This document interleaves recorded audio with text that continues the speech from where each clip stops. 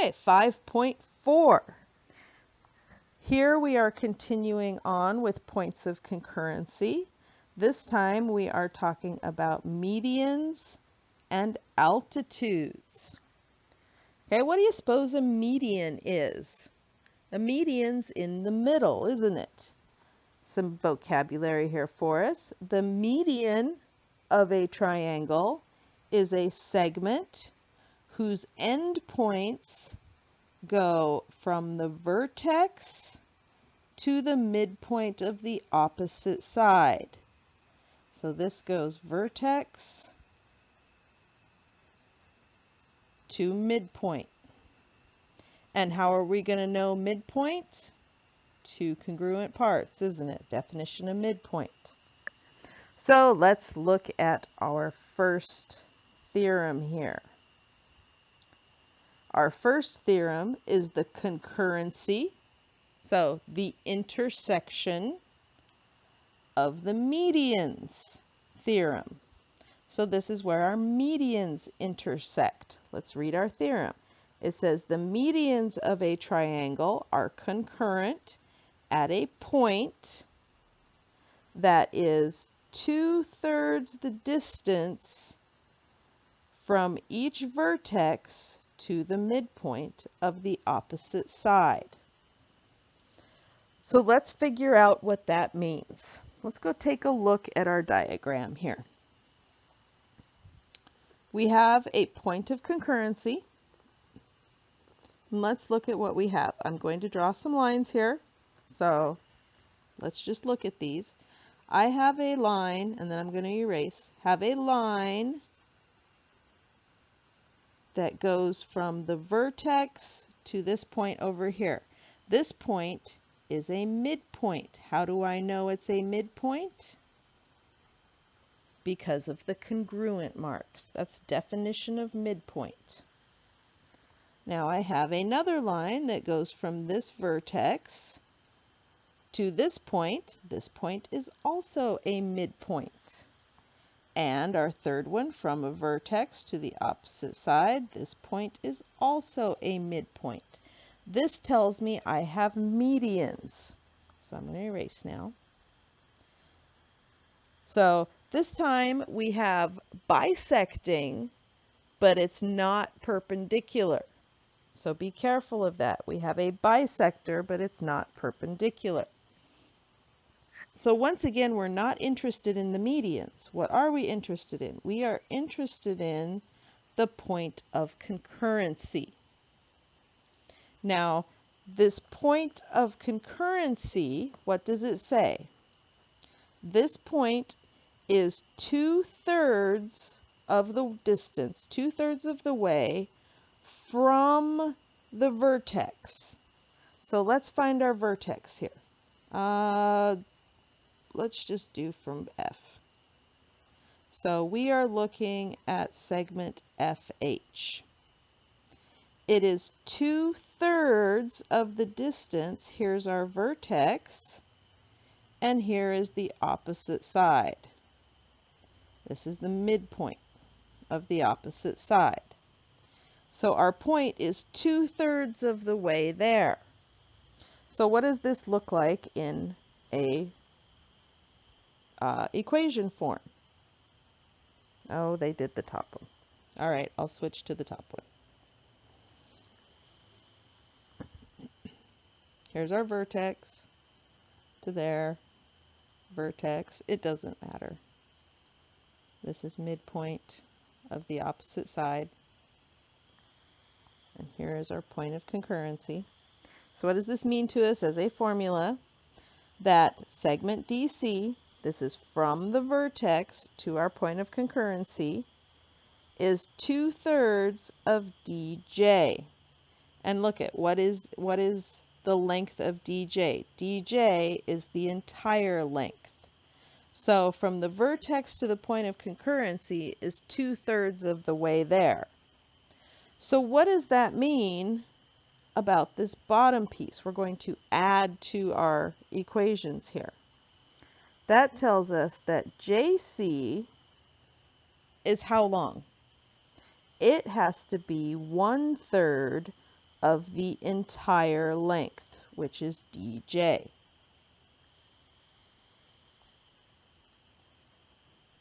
Okay, so let's look at the rest of them. EC, let's find EC.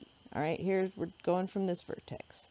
EC is 2/3 of the length of EG. So you can kind of see it on this one.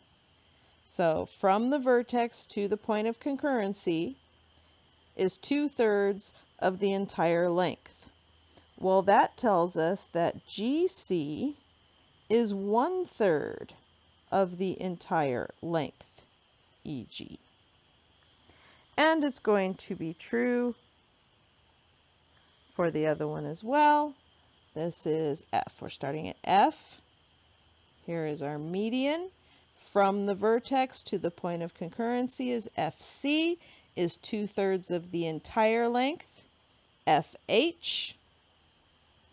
So that tells us that HC, that leftover part down there, is 1/3 of the entire length, FH. So when you know that you have a median, the point of concurrency of the medians, that you can find out how long they are. Now in a triangle, the point of concurrency of the medians is called the centroid. Okay, so medians makes a centroid. This is also the center of gravity. So if we took our triangle here and we put point C on the eraser of our pencil, it would balance. If we put a string through point C, our triangle would lay flat. It would hang there evenly. That is the center of gravity. No side would have more weight and pull it down. And just like the incenter, the centroid is always inside the triangle, which makes sense. You don't want your center of gravity outside of something. It makes it really difficult to work with. So medians are kind of fun. Centroids are kind of fun. Let's take a look at an example here of using this. We are told, let's take a look at our diagram first. I see a point of concurrency here, and I see bisected, right? So that means we have midpoints, but are they perpendicular? No. These go from a vertex to a midpoint. So these are medians. So we know we have medians. And we are told that the length of XA, so let's find XA, this measures 8. That was not the color I was after. This measures 8 units. We want to find the length of the entire segment, XB. Look here, XB is the entire segment. Well, we write our formula. We know that from the vertex, this is vertex to the centroid, is XA, right? That's this piece right here, is 2/3 of the whole piece, XB. So I just simply substitute in. We know XA is 8, the length of XA is 8 equals 2/3.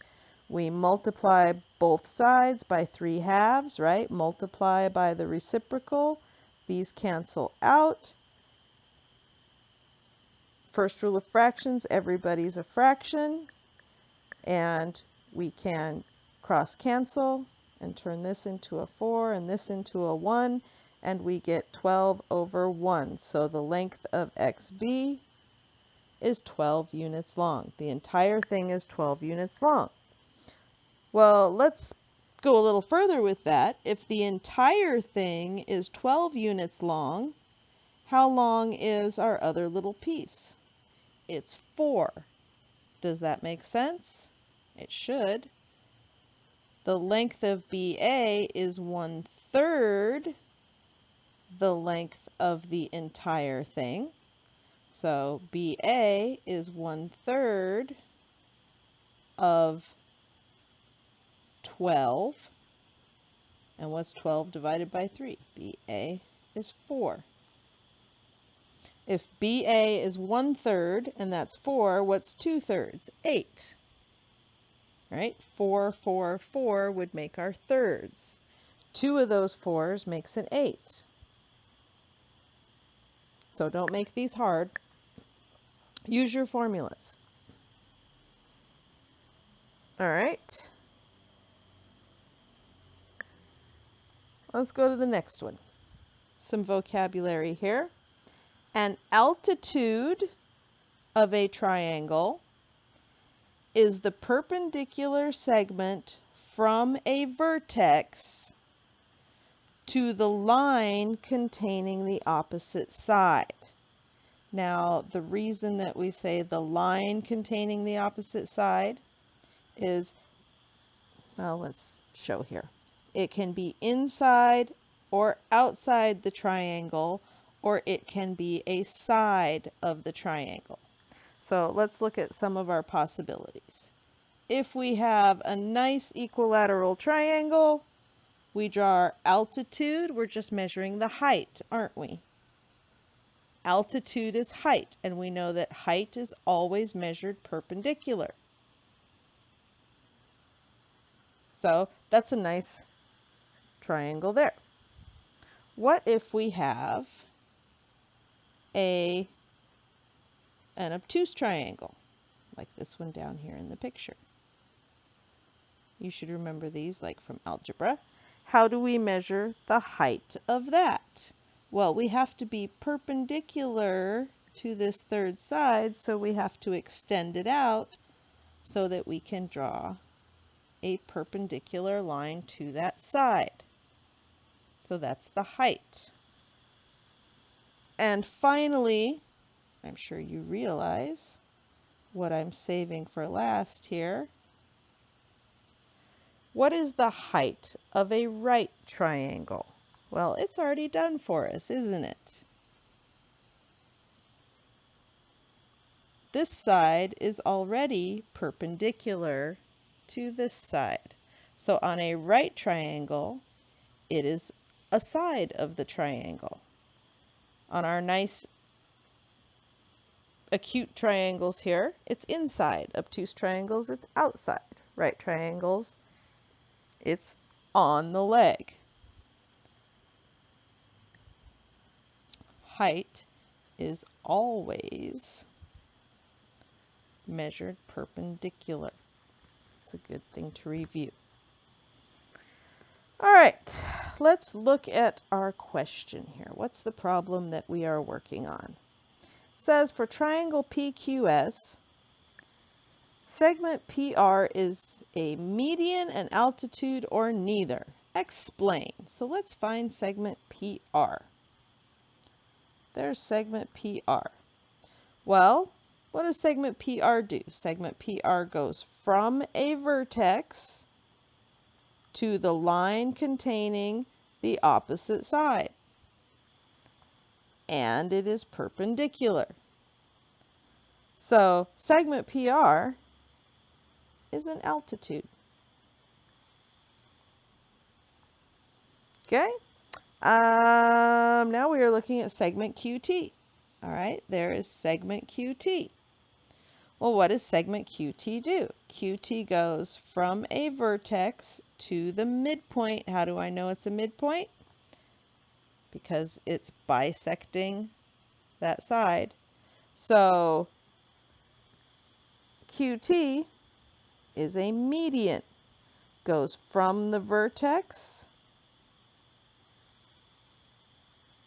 to the midpoint of the opposite side. So yay, that was fun.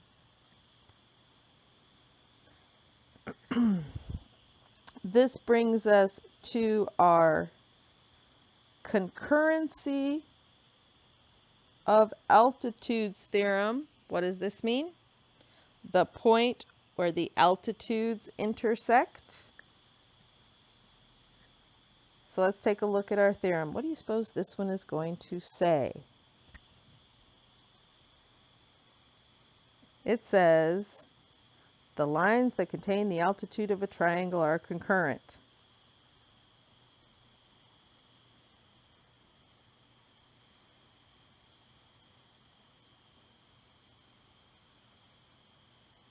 That doesn't say much.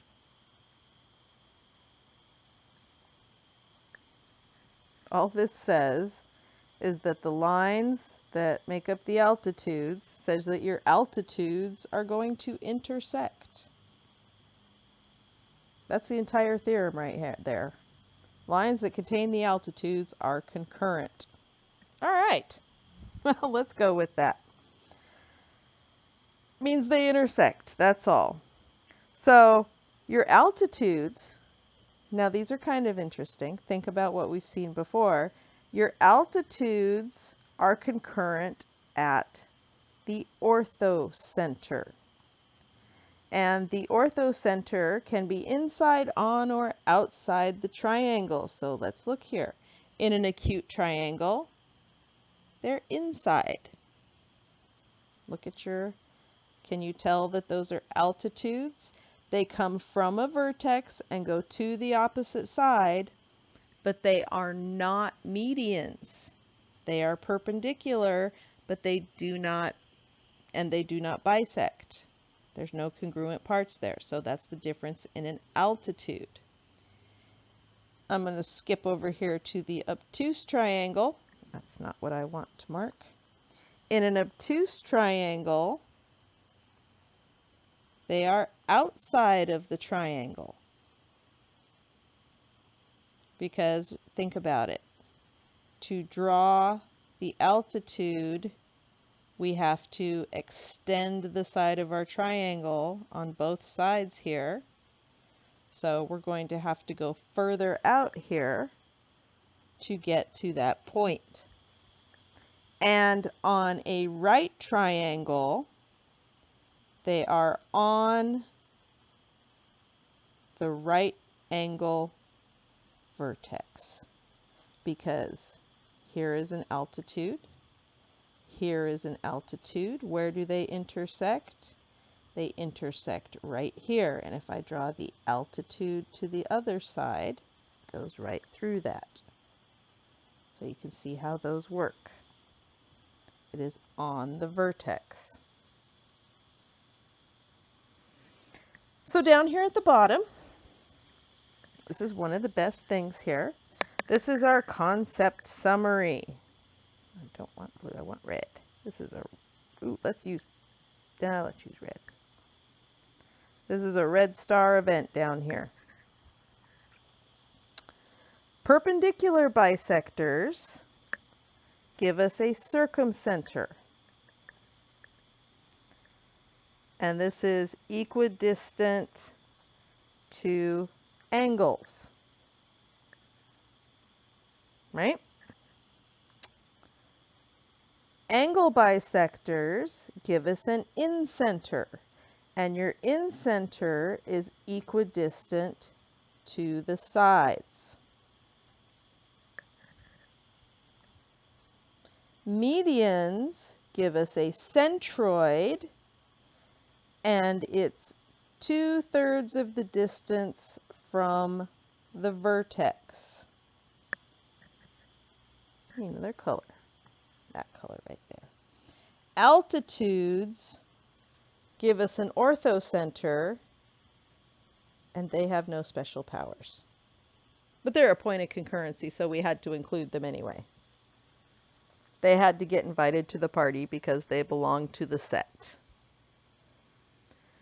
So the hardest part of these is, of course, seeing them in the diagrams. So you are looking to see where is your point of concurrency.